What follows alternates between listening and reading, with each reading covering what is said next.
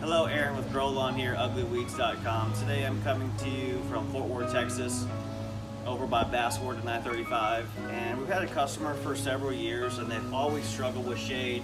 You can see the tree here, lots of shade, there's a tree there, and it's just too shaded for St. Augustine.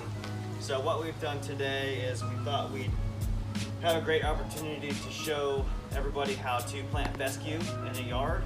It's about mid-October. It's been super hot. It's 2019 and it was 90-something degrees last week, but today we've got a little bit of break in the weather, and so today we're going to put down some fescue.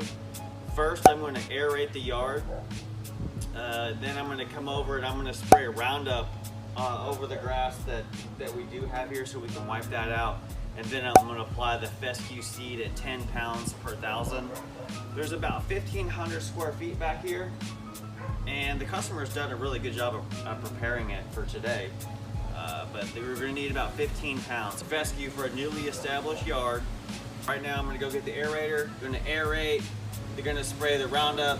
The Roundup's going to take about 2 weeks to kill off everything, but in the meantime, we're going to have the seed down. We're going to be watering 4 times a day, and anywhere from 2 to 4 weeks, we should be in good shape for the fescue yard. So let's get started.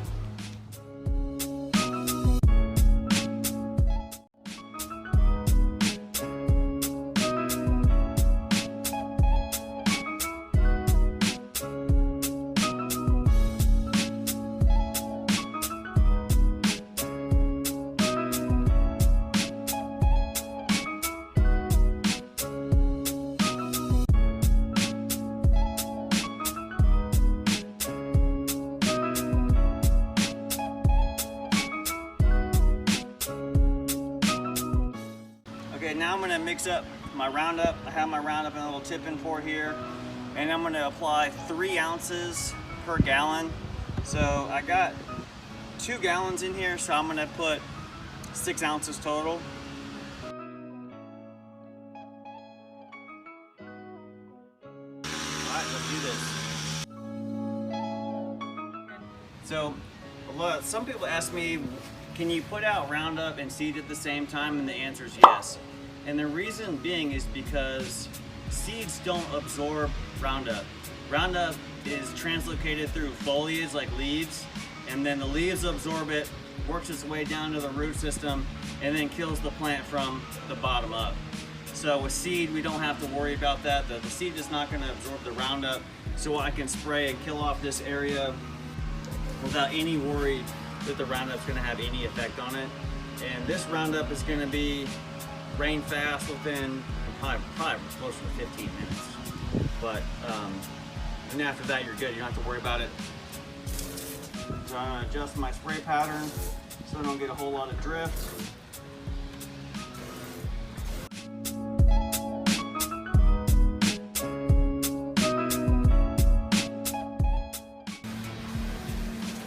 You do want to be careful around the shrubs, the ornamentals and stuff like that.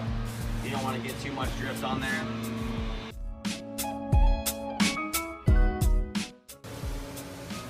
You can reduce drift by holding your wand really close to the ground and increasing droplet size. The smaller your droplet size, the more risk you have to drift. I'm spraying this tree root right here.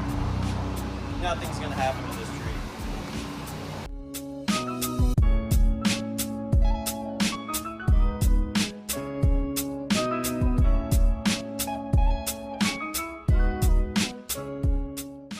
So now what I'm going to do is I'm going to go get my spreader.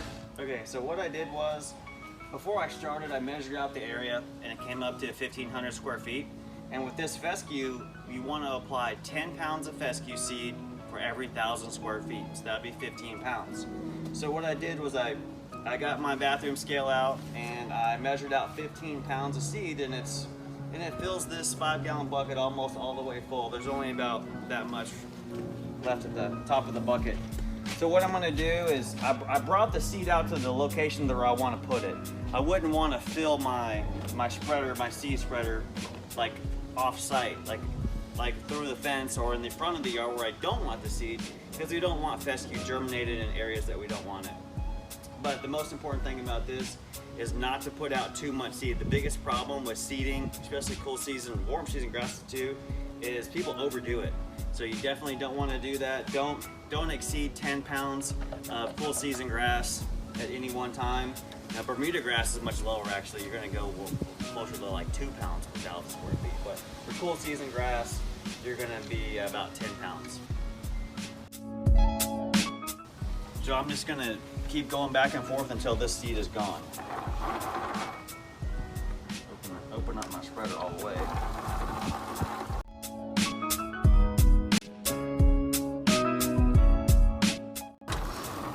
The same with seed when it comes to droplet size. The closer you get to the ground, the less you're going to be affected by wind.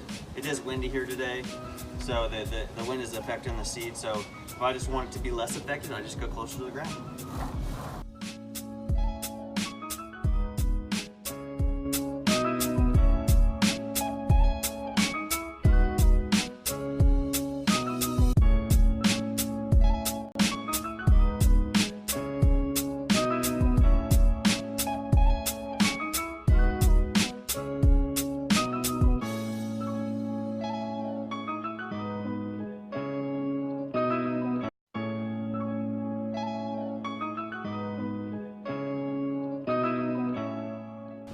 So what I'm doing now is I'm spreading the seed with a rotary spreader. If I had my choice, I'd use a drop spreader for this size lawn. It's about 1,500 square feet. The reason why I would choose a drop spreader over a rotary spreader is because you can really control where the seed goes. This particular lawn doesn't have a lot of flower beds, so you don't really have to worry about seeds getting in the flower bed so much. But if you're on a property where you had a lot more flower beds, and you definitely want to keep the seeds out of those, or you're going to be pulling fescue grass or ryegrass or whatever it is out of your flower beds. So that a drop spreader would allow you to put your seed in a very distinct line and keep it out of the flower beds. But today I don't have a drop spreader, so I'm going to use my rotary spreader. What I did was I went around the perimeter of the property with my hand cranker, and that allows me to get it up close to the fence. So when they mow and edge and trim, it's really flush against the fence and it looks really nice. And again, you don't want to put out too much seed.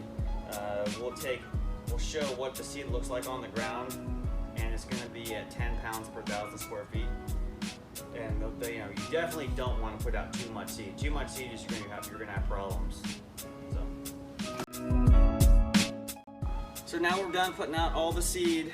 Kind of show you what 10 pounds per 1,000 looks like. And so now what we're gonna do is we're gonna set the sprinkler system to come on 4 times a day, 7, 11, 2, and 5. And we're gonna run each zone for 2 minutes. The zone back here is all pop-up heads, so we don't need to run it for any longer than that. If 4 times a day and the temperature dropping, that should be good. If it was hotter, like September was in the mid-90s, we would bump that up a little bit, but still water 4 times a day. We're gonna water that way for 2 to 4 weeks, depending on how fast the seed comes up, probably closer to 4 weeks. And then once we have some seed germination, we're going to come back and do another round of fertilizer. I'm getting ready to put out an 18-24-12 starter fertilizer, and that's got the high phosphorus, and that's what you're going to need for root development on a newly seeded or newly sodded lawn. It will take about a month for the phosphorus to kick in totally, but you got to put it out. Better late than never. Should have put it out about a month ago. And it would be more available to the seed at the time of seeding, but it'll be available in about a month. No big deal. So if you have any questions about seeding or new grass or how to establish your new lawn, just give us a call. I'll post the number in the description or on the screen. Visit us at our website at uglyweeds.com.